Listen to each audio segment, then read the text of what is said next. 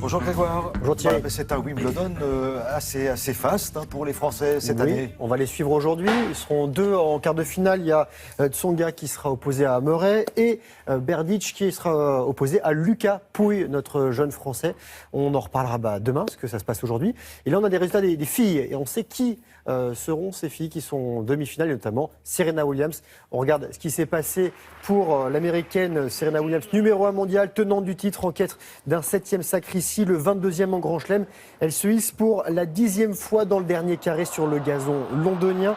Elle a éliminé la Russe Pavlyuchenkova, 23e mondiale, le score 6-4. 6-4. Et si Serena Williams se qualifie pour la finale, elle pourrait retrouver sa sœur Vénus. Mais avant, elle devra se débarrasser d'une autre Russe, Elena Vesnina, la 50e mondiale, qui a écarté la Slovaque Dominika Cibulková, qui est pourtant beaucoup mieux classée. Elle est 32 rangs devant. Victoire de Vesnina 6-2, 6-2. C'est la première fois qu'elle jouera une demi-finale en Grand Chelem. Elénédé Williams, Vénus, 36 ans, 8e mondiale, a déjà remporté Wimbledon 5 fois. La dernière, c'était en 2008. Et cela faisait 6 ans qu'elle n'avait pas atteint des demi-finales dans un tournoi du Grand Chelem. Et hier, elle a battu la modeste Kazakh Shvedova, 96e, 7-6, 6-2. Et Venus Williams affrontera au prochain tour l'Allemande Angélique Kerber, 4e du classement, qui a mis un pain à Alep, Simona Alep, la Roumaine, 5e, 7-5, 7-6.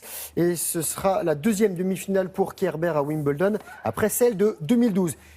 Et chez les hommes, je vais vous appeler William, ça vous ressemble un petit peu. Thierry, chez les hommes, il y aura Lucas Pouille, on l'a dit, qui sera opposé à Thomas Berdych. Thomas Berdych en quart. Et Thomas Berdych, il a quand même mis 2 jours, et ça s'est passé sur 2 jours, 4 heures pour battre son compatriote Jiří Veselý, 4-6, 6-3, 7-6, 6-7 et 6-3. Voilà pour le tennis. Bon, du cyclisme à présent. Du Alors cyclisme on va avec du côté du Lioran. Voilà, exactement. Ce sera l'arrivée aujourd'hui. Ce sera la 5e étape, 216 km avec une arrivée dans le Cantal. Il y aura 2 cols de 2e catégorie. Et hier, on est passé à un petit cheveu d'une victoire française. Regardez, à l'arrivée des 232 km entre Saumur et Limoges, à droite de votre écran, avec le vélo jaune, Brian Coquard, qui était au coude à coude avec l'Allemand Marcel Kittel. Impossible de déterminer à l'œil nu qui a franchi la ligne en premier. Verdict, photo finish, 28 mm, Coquard s'incline donc d'un rien. Kittel s'offre sa 8e victoire d'étape en 4 participations. Ça, c'est la photo finish. 3e sprinter hier, le Slovaque Peter Sagan, qui est toujours en jaune. C'est lui avec sa belle coupe de cheveux. Tournoi de qualification olympique pour Tony Parker et ses copains de l'équipe de France de basket. Ça se passe à Manille aux Philippines. Premier match, première victoire face aux pays hôtes. Le score 93-84. Prochain match demain face à la Nouvelle-Zélande. Et pour aller au JO, la France doit gagner 4 matchs. Voilà, ce soir, première demi-finale de l'Euro. Portugal, Pays de Galles à Lyon. Les deux pays se rencontrent se sont rencontrés déjà 3 fois.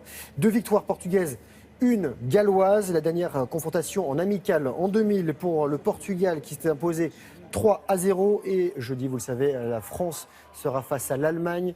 Et aujourd'hui, les Français iront du côté de Marseille. Ils s'entraîneront à la commanderie, là où s'entraîne l'OM. Voilà pour le football. Et on termine avec de la voile. La voile, la 3e étape, avant-dernière étape de la solitaire du Figaro, avec une arrivée. Voilà, c'est un petit peu compliqué parce qu'en fait, le dernier sur la ligne à l'arrivée à La Rochelle, c'était une étape entre Paimpol et La Rochelle, c'est Xavier Macaire, champion de France élite de course au large en solitaire l'an dernier. Et en fait, il a écopé d'une pénalité, donc il était premier, une pénalité pour une rupture de plomb sur un support d'extincteur. C'est très pointu sur son bateau. Il se retrouve 3e, donc derrière Thierry Chabagny et le vainqueur Charlie Dalin, qui gagne en 2 jours et 17 heures. Aujourd'hui, sprint de 240 km autour de l'Île-Dieu.